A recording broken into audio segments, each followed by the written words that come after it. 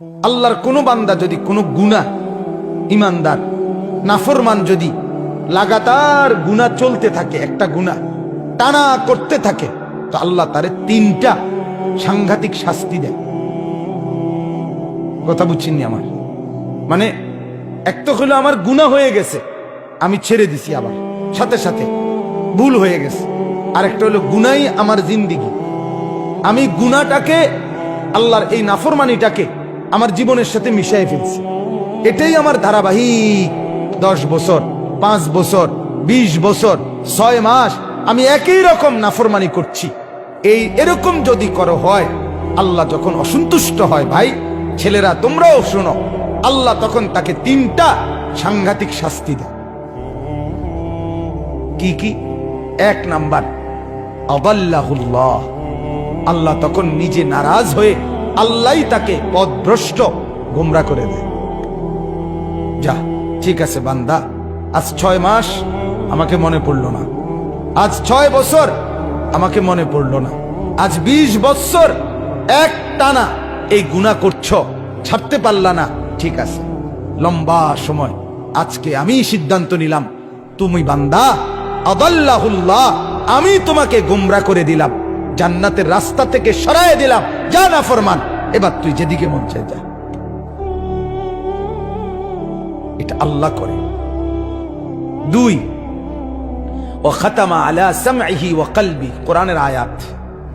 আল্লাহ বলে 2 নম্বর শাস্তি দেই, গুনাহ যখন লম্বা হয়, নাফরমানি যখন দীর্ঘদিন হয়ে যায়, আমি আল্লাহ নারাজ হয়ে একদিন কান এবং অন্তর এই 2টার মধ্যে মোহর মেরে দিই।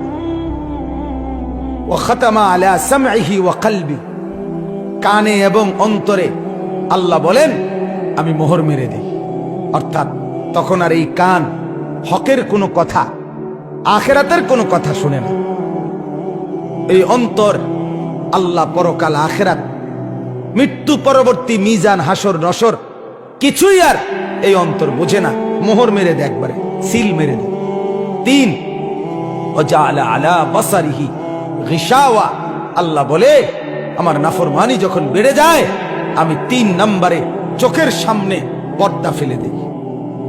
আচ্ছা এবার বলেন তো, আপনি বলেন, একজন বুঝের মানুষও যদি ভাবেন, আপনি বলেন আল্লাহ যদি কাউকে পথ ভুলাইয়া দেয়, আল্লাহই যদি কারণ কান আর অন্তর মোহর মেরে দেয়, আল্লাহই যদি কারো চোখের সামনে পর্দা ফেলে দেয়, এবার তারে হেদায়েত দিবে কে? বলো না ভাই, তোমারে এবার আলোর পথ দেখাবে কে? তোমারে এবার জাহান্নাম থেকে বাঁচাবে কে? এই ঠিক এই কথাটাই আল্লাহ কোরআনে বলছে। এরপরে কথা এটাই, ফামান ইয়াহদিহি মিন বাদিল্লাহ, রব্বুল আলামিন বলে, বন্ধু আমি যাকে গোমরা করে দিলাম, আমি যার কান আর অন্তর মোহর মেরে দিলাম, আমি যার চোখের উপরে পর্দা ফেলে দিলাম, এবার বন্ধু বলেন তো, ফামান ইয়াহদিহি মিন বাদিল্লাহ, আমি আল্লাহকে বাদ দিয়ে বলেন তো এই নাফরমানকে হেদায়েত কে দিবে? কে দিবে? আর কোত্থেকে আলো পাবে? দুনিয়া তো চলবে বাপ। আপনি এবার বলেন, আমি রাগ করে নয়, বুঝার জন্য বলি, আজকে যার বয়স 60 বছর, 50 বছর যে মুরব্বীর বয়স, এবড়া এখনো বিড়ি খায়, আপনি মনে করেন তো এবড়ার এই নাফরমানিটা যে কতদিন ধরে?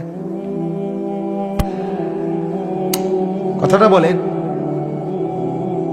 60 বছর 50 বছর ধরে লাগাতার আপনি একই রকম বিড়ি খেয়ে যেতেছেন, সিগারেট খাইতেছেন। আজকে 30 বছর আপনি একই রকম চা দোকানে বসে টেলিভিশন নর্তকীর নাচ দেখেন, কথায় কথায় গালি দেন। আপনি বলেন তো চাচা, আপনার গন্তব্য কোন দিকে যাচ্ছে? বলেন, গুনাহ কত লম্বা হয়েছে বলেন তো? আজকে 20 বছর মনে করেন যার ঘরে রঙিন টেলিভিশন চলে, একই রকমের প্রতিদিন স্ত্রী ছেলে মেয়ে নাচ গান সিনেমা নাটক দৃশ্য উলঙ্গ পনা দেখে, এই ঘরের হালাতটা কি মনে হয়? কত গুনাহ কত বছর কথা বোঝেন নাই আমার? 20 বছরও আপনার গুনাহটা ছাড়বার কথা মনে হইল না। এটা যে এত বড় গুনাহ, এর দূর বিবেকে আসলো না। আপনার পরিণতিটা কি কি মনে হয়? কি মনে হয়? আজ 30 বছর বাজারে ব্যবসা করে, 10 বছর ব্যবসা করে, প্রত্যেক দিন ওনার ব্যবসা একই জিনিস ওজনে কম দেয়, ঠকায়, মিথ্যা বলে, ধোকা দেয়। আপনি বলেন তো ওনার পরিণতিটা কোন দিকে যাচ্ছে? বুঝাইতে পারলাম কিনা? ছেলেরা, বাপ, তোমরা এবার বলো, আজ 6 মাস মনে করো, 6 মাস বা 1 বছর তুমি কোনোদিন ফজরের নামাজ একদিনও পড়লা না, তুমি জানো না ফজরের নামাজ কখন পড়ে, কয়টায় পড়ে। বলো না ভাইয়া, তোমার জিন্দেগি কোন দিকে যাচ্ছে? যদি এমন হয় একদিন আর মনে না পড়ে তুমি মুসলমান, কি হবে তোমার?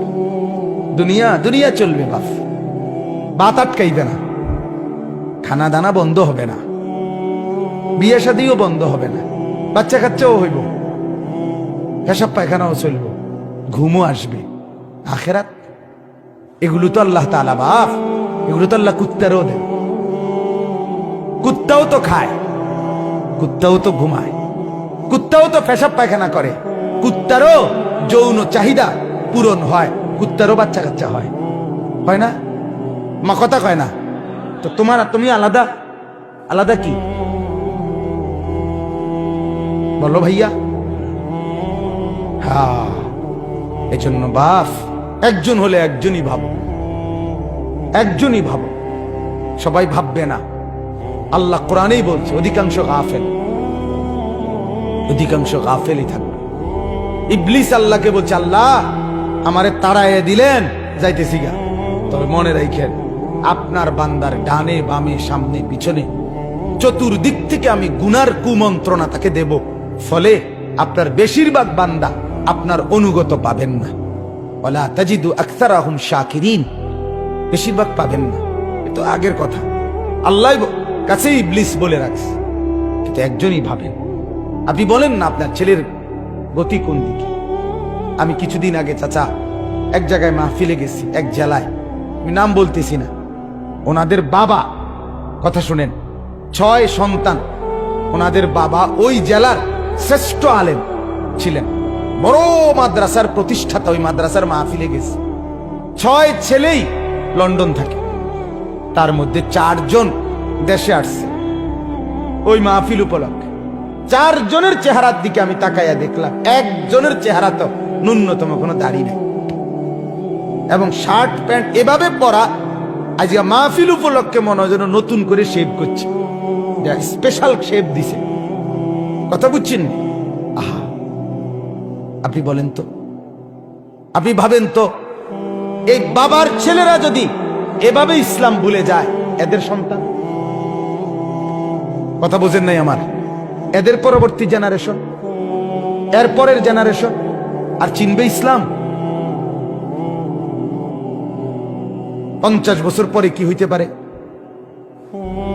ছেলেরা এবার তোমরাও বলো ভাই, আমার অনুরোধ ভাই, আমি খুব বেশি আহাজারি করি, তোমরা এই ছেলেরা তোমরা বলো, তোমরা যদি জীবন এমন হয় তোমাদের এই বয়সে, তোমরা যদি সারা দিন মোবাইলেই ছবি দেখো, নাচ দেখো, গান দেখো, সিনেমা দেখো, নর্তকী দেখো, এক ওয়াক্ত নামাজ পড়তে যদি মন না চায়, তো তোমার সামনে যে জেনারেশন আসবে, আমি যেমন আমার বাবার ছেলে, আমারও তো এখন 4টা ছেলে মেয়ে, কথা বলেন না কেন?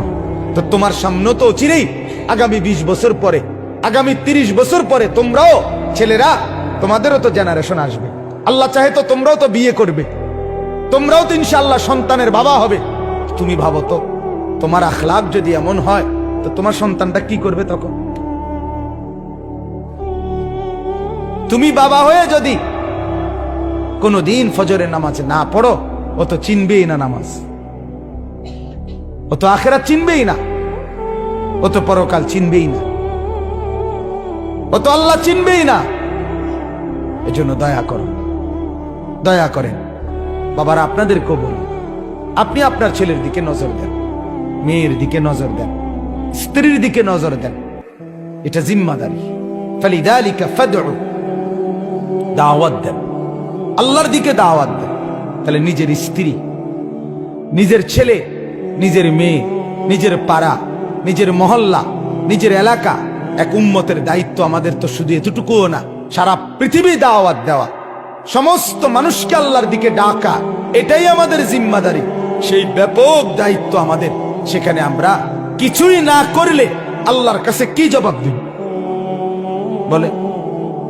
এজন্য দয়া করে প্রত্যেকের কাছে অনুরোধ, আপনারা প্রত্যেকেই দাওয়াত ও তাবলীগের মেহনতে আল্লাহর রাস্তায়, আবারও এই গ্রামে প্রচুর দাওয়াত ও তাবলীগের মেহনত চলছে, বিগত দিনের ইতিহাস এটা, আলহামদুলিল্লাহ।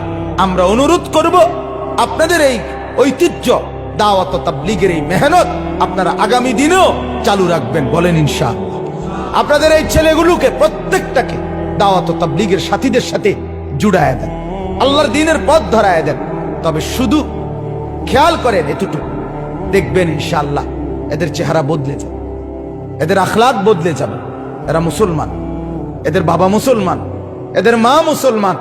এরা জন্মের পরে কানে নর্তকীর আওয়াজ শুনে নাই, আজান শুনছে, গান শুনে নাই। এরা এদেরকে গুনাহ ভুলায় দিছে, নারীর ফাঁদ ভুলায় দিছে। ইনশাআল্লাহ ধুয়ে মুছে সাফ করে দিলে দিল আবার স্বচ্ছ আয়নার মতো পরিষ্কার হবে, আল্লাহর জন্য জান বাজি করে লড়বে ইনশাআল্লাহ। লড়বে, এই ছেলেরাই লড়বে, এই ছেলেরাই লড়বে। সারা দেশ জুড়ে আলহামদুলিল্লাহ মুসলমানের অগণিত যুবক আল্লাহর দ্বীনের জন্য এগিয়ে আসতেছে, বলেন আলহামদুলিল্লাহ। অতএব দাওয়াত, এই মিশন আপনারা প্রত্যেকেই আপনাদের জীবনে বাস্তবায়ন করবেন। ছেলেরা ইনশাআল্লাহ, যে ছেলেরা আছেন এখানে, ভাই তোমরা ভাই নিয়ত করো, তো এমনি নিয়ত করো না হাত তুলে যে আমরা আল্লাহর রাস্তায় সময় দেবো, ইনশাআল্লাহ নিয়ত করো ভাই। আল্লাহ তাআলা তৌফিক দান করেন, আল্লাহ তাআলা কবুল করেন।